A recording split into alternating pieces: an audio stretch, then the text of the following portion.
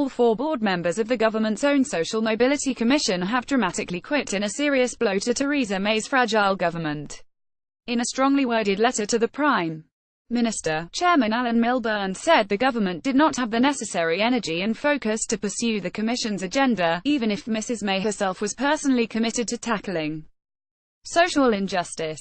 While he praised individuals such as Education Secretary Justine Greening, the former Labour minister said the government as a whole was too focused on Brexit to engage properly with social mobility. In an interview with the Sunday Times, former Labour Minister Mr Milburn said the government was characterised by indecision, dysfunctionality and a lack of leadership.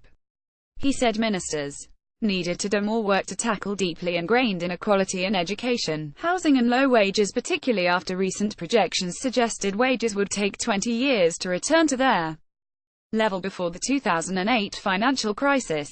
The other 3 board members to stand down are former Conservative Minister Gillian Shepherd, academic Paul Gregg and David Johnston, the chief executive of the Social Mobility Foundation charity, former Deputy Prime Minister Nick Clegg, who set up the commission during the coalition government, tore into Mrs May's record.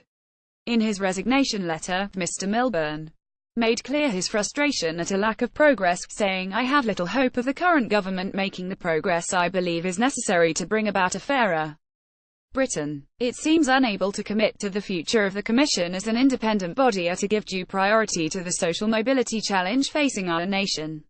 He added individual ministers such as the Secretary of State for Education have shown a deep commitment to the issue.